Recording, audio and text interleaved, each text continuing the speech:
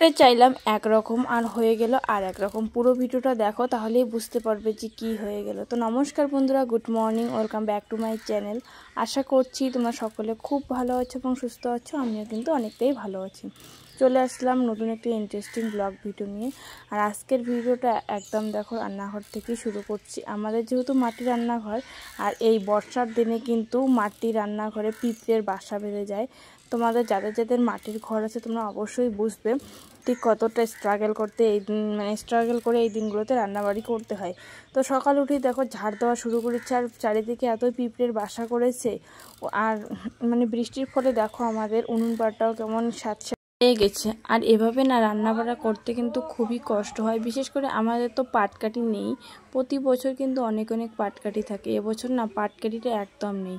তো ঘরটার ঝাড় দিয়ে কিন্তু চলে আসলাম, বাসি অনেকগুলো বাসন আছে সেগুলোই মাজতে। দেখে বুঝতেই পারছো অনেকটাই বেলা হয়ে গেছে, রোদ উঠে গেছে।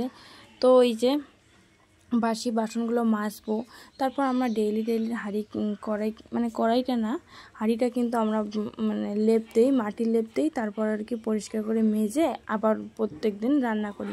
প্রত্যেক দিন কিন্তু এভাবেই চলে। তো সেই জন্য কিন্তু হাঁড়িটাও বের করে নিয়েছি। আর যেহেতু রাত্রিবেলা খাওয়া দাওয়া করার পর আর বাসন কোসন মাঝামাঝি করি না, সব কিছুই কিন্তু রেখে দিই পরের দিন সকালবেলা করব বলে। সেই জন্য সকালবেলা কাজটা কিন্তু একটু বেশি হয়। তাই যে এতগুলো বাসন হয়েছে, এতগুলো বাসন ভালো করে মাজবো, পরিষ্কার করব, ধুয়ে তুলে রাখবো এমনটা নয়। আমাদের এই বাসনগুলো প্রত্যেক দিনই দরকার হয়। এই যে বড় বড় গামলা, একটাতে ভাতের মার নামে, একটাতে ভাত নামিয়ে রাখি। হাঁড়িতে ভাত নামিয়ে রাখি না, যেহেতু কিছুটা খাই কিছুটা রেখে দিই দুপুরবেলা খাবো বলে। একবারই রান্না করি, সকাল দুপুর মিলিয়ে। দুপুরবেলা কিন্তু আর আমাদের বাড়িতে রান্না হয় না, একদম সকালে হয়, আর হয় গিয়ে ওই রাত্রিবেলা। ক্যামেরায় হাঁড়িটা মেজে কিন্তু মাটির লেপ দিয়ে নিয়েছি। ভাবলাম যে রান্না করব। তারপরে ভাবলাম না ওদেরকে খিদে পেয়েছে, সেই জন্য প্রথমে একটু রুটি বানিয়ে দিই। মা আবার বললো রুটি না, একটু লুচিয়ে বানা, দুদিন থেকে তো রুটি খাচ্ছে। সেই জন্য দেখো লুচি বানানোর জন্য এখানে একটু আটা নিয়েছি, একটু চিনি দিচ্ছি, কারণ চিনি দিলে একটু মিষ্টি মিষ্টি লাগে খেতে, একটু বেশি ভালো হয়। রুটিতে তো আর সবসময় তেল চিনি ব্যবহার করি না, কিন্তু লুচিতে যদি তেল চিনি ব্যবহার করি অনেকটা নরম হয়, ফুলে উঠে দেখতেও ভালো হয় আর খেতেও ভালো হয়। তারপর এখানে চিনি তেল দিয়ে একটু হালকা করে মেখে নিলাম, যাতে আরও বেশি নরম তুলতুলে হয়। তারপর কিন্তু এখানে একটু একটু জল দিয়ে আমি আটার ডোটা বানিয়ে নিয়েছি। অল্প একটু বানিয়েছি, অতগুলো না, এখানে হাফ প্যাকেটের একটু বেশি হবে। প্রথমে তো আমি অর্ধেক নিয়েছি, তারপর ভাবলাম আমরাও সবাই দু একটা করে খাবো, সেই জন্য কিন্তু পুরো প্যাকেটটাই আমি আর কি নিয়েছিলাম।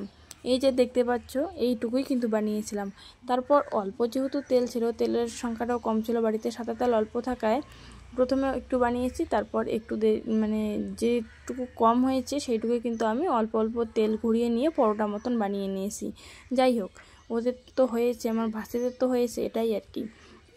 যার জন্য করা সে যদি খেতে পারে আর বাস কিছু দরকার হয় না। আমার তো প্রত্যেক দিনই খাই কম বেশি।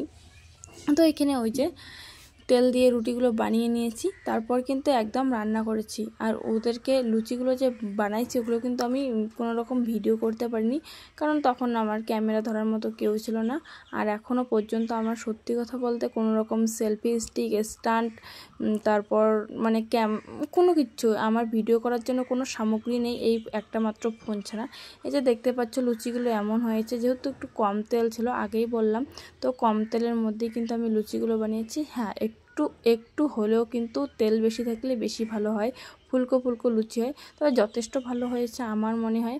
এইখানে দেখো আমি সবাইকে খেতে দিয়েছি, আমার বোন, আমার দুই ভাস্তি, ওদেরকে দিয়ে কিন্তু আমিও খেতে বসেছিলাম। আর খাওয়া দাওয়া করে একদম চলে আসছি সবজি কাটতে। প্রথমে মা বলল যে পটলের একটা ভাজা কর, ডাল কর। তো আমি কেন জানি না একটু বুদ্ধি খাটাইলাম যে না, পটলের ভাজা না করে একটু দোরমা টাইপ করি। তো আমি কিন্তু সত্যি কথা বলতে দোরমা রান্না করেছি, কিন্তু অন্য অনেক রকমভাবেই রান্না করেছি। আর আজকে মনে মনে ভাবতেছি একটু অন্যরকমভাবে দোরমা রান্না করব। সেই জন্য কিন্তু পটলটা আমার ছুলে নেওয়া দরকারই ছিল না, কিন্তু আমি যে পটলটা ছুলে নিচ্ছি আমি বুঝতেই পারছি না কোন ব্রেন নিয়ে যে পটলটা ছুলছিলাম। তারপর যখন আমি রান্না করি তখন আমার মাথায় একদম কি বলে আর একদম কি বলে মানে বুঝতেই পারছো আমি অবাক যে এটা আমি কি করলাম, এরা তো এরকম করে হয় না। তারপর কি আর এদিকে সবজি কাটতে কাটতে কিন্তু আমার ভাত হয়ে গেছিলো। আর দেখো ভাতটা এভাবে নামিয়ে রেখেছি যাতে ভাতের মাঠটা একদম পরিষ্কারভাবে পড়ে আর ভাতগুলো খুব ঝরঝরে হয়। আর গ্যাস শেষ হয়েছে, 2-3 দিন হলো গ্যাস শেষ হয়েছে। তার উপর গ্যাসের যে চুলাটা আছে ওটাও কিন্তু নষ্ট হয়ে গেছে। অনেক দিন আগেই নিয়েছিলাম চুলাটা, অনেক দিন ঠিক ছিল। এই হঠাৎ করেই চুলাটা নষ্ট হয়, আমাদের একটু অসুবিধা পড়তে হয়। কারণ এই যে বেশিরভাগ সময়টাই আমরা কিন্তু গ্যাসের মধ্যে ডালটা সেদ্ধ করি। হ্যাঁ, প্রেশার কুকারে সেদ্ধ করি না ঠিকই, তবে একটা গামলা আছে ছোট, ওই গামলাটায় যদি আমার ডালটা একদম প্রেশারের মতো কিন্তু সেদ্ধ হয়ে যায়। তোমাদের সঙ্গে গল্প করতে করতে দেখো আমি কড়াইতে কিন্তু জলও দিয়ে দিয়েছি। আর এদিকে হচ্ছে মুসুর ডাল যেহেতু রান্না করব, মুসুর ডালটা ভালো করে ধুয়ে নিচ্ছি। এইদিকে দেখো আমি মানে 250 গ্রামের মতো মুসুর ডাল নিয়েছি। আমাদের বাড়িতে না আগে ডাল একটা মানে ডাল খুবই কম খাইতাম, আর ডাল যদিও খাইতাম তাহলে ডালের ঝোল এই পাতলা ঝোল এরকম না খেতে পছন্দ করি না। একদম দম দম হবে, মানে আলুর দম যেরকম টাইপ হয় একেবারে ঠিক ওই রকম যেন হয়, দেখতে অনেকটা মুড়ি ঘন্টর মতো। তো ওই রকম ডাল খেতে আমি ভীষণ পছন্দ করি। এখন না একটু একটু মানে ওই রকম না, একটু পাতলা হলেও আর কি চলে। তো যাই হোক দেখো এখানে ডালটা ধুয়ে নিয়ে কড়াইতে কিন্তু বসিয়ে দিচ্ছি। আর কড়াইয়ের এই অবস্থা মানে দেখে তোমরা আবার ভেবো না যে এরা এতটাই নোংরা। আসলে উনুন পাড়ে রান্না করলে কড়াইয়ের অবস্থা এইরকমই হয়। আর কড়াই প্রত্যেক দিন মাজাও আমাদের পক্ষে পসিবল না, কারণ প্রত্যেক দিনে আমাদের 2 টাইম করে রান্না করতে হয়। তার উপর গ্রামের মানুষদের অনেক রকমের কাজ থাকে। তো ডাল বসিয়ে দিয়ে এখানে কিন্তু পেঁয়াজ কাটতে বসেছি। আর পেঁয়াজ কাটতে বসে আমার এত নাজেহাল অবস্থা হয়েছে কি আর বলি, চোখ দিয়ে জল পড়ছে। আমার বিয়ে তো মনে হয় আমি এতটা কান্না করিনি যতটা না আমার চোখে মানে এতটা জল পড়ছে। তো দেখো এইটাই হচ্ছে কথা। ভিডিও শুরুতে তোমাদেরকে বলেছিলাম যে মনে মনে ভেবেছিলাম একটা আর হয়ে গেল আরেকটা। তো দেখো প্রথমে ভেবেছিলাম যে ডিমটা এখানে দিব, দেওয়ার পরে এটা মানে ভালো করে ফুলকো ফুলকো হবে, ডিমটা ভালো হবে, কিন্তু এরকমটা যে হবে আমি সত্যিই ভাবিনি। এর মধ্যে ডিমটা ভালো করে গুলে ঢুকে দিয়েছি, ভাবলাম যে একটু জলে সেদ্ধ করবো। জলে সেদ্ধ দিতে ব্যাস এর রহস্য ফাঁস, ডিম মানে পটল থেকে ডিম বেরিয়ে আসছে। তারপর কি তাড়াতাড়ি করে নামিয়ে একটু ভাজা করে নিচ্ছিলাম। আর ভাজা যখন করছিলাম একটু মতো ছিল, কিন্তু তারপর দেখো কাঠিগুলো সব খুলে গেছে। আমার বুদ্ধি আর কোনো রকম কাজ দিল না, সব বৃথা। মানে ভেবেছিলাম একটা যে ভালো ভালো হবে, একটু ভালো একটু স্পেশাল হবে, সবাই একটু বাহবা দেবে, একটু প্রশংসা করবে, কিন্তু সেটা কোনোটাই হলো না। ওই যে অতি চালাকের গলায় দড়ি, বেশি ভাবতে নেই, তুমি যা পারো তাই করো। হ্যাঁ, চেষ্টা করতে ভুল নেই, কিন্তু জানি না আমার কেন খুব খারাপ লাগছে যে আমি করতে চাইলাম একরকম আর হয়ে গেল এরকম। মনটা খুব খারাপ হয়েছিল প্রথম। আমি কিন্তু এমনিতেই আমার মনে হয় এমনিতেই যেভাবে আমি দোরমা রান্না করি আমার সেটাই ভালো।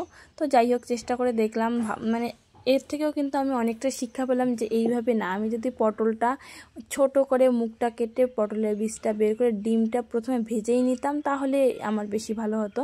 আমার সেদ্ধ করার ফলেই কিন্তু ভুলটা হয়েছে আমি যেটা মনে করি, কারণ সেদ্ধ করার পরই ওইটা, হ্যাঁ যদিও সেদ্ধ করা যেত তাহলেও সেদ্ধ করার মতো কোনো মানে কোনো একটা ভালো ওইখানে প্যান ট্যান বসিয়ে আর কি সেদ্ধ করা লাগতো। আর যেহেতু কড়াইতে ছিল এইদিকে দিকতে ওই দিকেই আর কি গড়িয়ে পড়ে। যাই হোক পটলটা ভেজে নিয়ে দেখো এখানে আমি এই একই কড়াইতে প্রথমে একটু তেল দিয়ে তারপর কিন্তু অনেকটা পেঁয়াজ দিয়েছি। আর পেঁয়াজটা ভাজা করছি, ভাজা করার পর দিয়েছি একটু টমেটো কুচি, আর তারপর কিন্তু দিচ্ছি হলুদ। সব কিছু দিয়ে ভালোভাবে হচ্ছে নাড়াচাড়া করবো যতক্ষণ না পেঁয়াজটা গলে যাচ্ছে। দেখো পেঁয়াজটা ঠিক এরকম হয়েছে, আর তখনই দিয়ে দেবো আমি হচ্ছে মশলাগুলো দিয়ে ভালো করে একটু নাড়াচাড়া করার পর হচ্ছে জল দিচ্ছি যাতে একটু সেদ্ধ হয়। মানে আমি ভেবেছিলাম যে একটু বেশি গাঢ় করব, তারপর যে লবণ কখন আমি 2বার মতো দিয়ে ফেলেছি আমি নিজেও জানি না। তারপর কিন্তু অনেকটাই ঝোল টাইপ হয়ে গেছিলো। এদিকে দেখো আমার ভাত বাড়া কিন্তু কমপ্লিট, সবাইকে এখন দেব খেতে। প্রচণ্ড সবার কিন্তু খিদে পেয়েছে, আর ভাত রান্না করতে করতে কিন্তু অনেকটাই লেট হয়ে গেছে।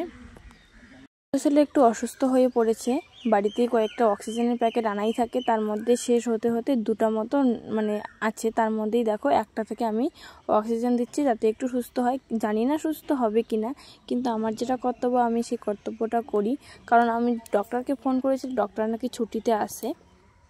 এখন কিন্তু দুপুর গড়িয়ে বিকেল হতে যায় আর সেই সময় আমার ভাস্তিরা রেডি হচ্ছে, যাবে আমার মাসির বাড়িতে। আমার মাসির মেয়ে যেহেতু গিয়েছিল আমার শ্বশুর বাড়িতে, তো তাদের সঙ্গে একটু মোটামুটি কিন্তু ভাব হয়েছে, তো ওরাই ওখানে যাবে। আর আমার ছোট ভাস্তি এতটা পরিমাণে আমার যে মানে সাজার জিনিসগুলো হচ্ছে সেগুলো দিয়ে মানে মেকআপ টাইপ করেছিল। আমার ওই যে সাজার জিনিসের মধ্যে ছিল হচ্ছে ফাউন্ডেশন, সেই ফাউন্ডেশন মুখে এতটা ও বিশ্রী অবস্থা। তারপর কিন্তু ও ভালো করে পরিষ্কার হলো। আমি যখন বললাম যে এইভাবে যাস না, মানুষ কিন্তু অনেকটাই খারাপ বলবে। দুই ছেলেকে দোলাতে কিন্তু দুই ছেলে এখানে ঘুমিয়ে পড়েছে। আর যাবে হচ্ছে আমার 3 বোন, আমার 2 ভাস্তি। তো বাড়িতে কিন্তু সাইকেল আমাদের 3টা, কিন্তু 3টাই আমাদের নষ্ট সাইকেল। কি পরিস্থিতি আর কি। তো যেই সাইকেলটা দেখতে পাচ্ছ এটাও কিন্তু আমার একটা পিসিদের সাইকেল, ওই সাইকেলটা নিয়ে আসা হচ্ছে। বোন আর 2 ভাস্তি মাসির বাড়িতে চলে যাওয়ার পর বাড়িতে কিন্তু একদম ফাঁকা পড়ে রয়েছে, আমরা 3 জন আর আমার 2 ছেলে। তো ওদেরকে সামলানোর জন্য আমি আর সারাদিন কোনো রকম ভিডিও ক্লিপ নিতে পারিনি। তো আজকের ভিডিওটা কেমন হয়েছে কমেন্ট করে কিন্তু অবশ্যই জানাবে। দেখা হবে নেক্সট কোনো একটা ভালো ভিডিওতে, ততক্ষণ জন্য ভালো থেকো। আর যারা আমার চ্যানেলটাকে সাবস্ক্রাইব করে নেই এখনও, তারা যাও প্লিজ সাবস্ক্রাইব করে দাও। Bye bye.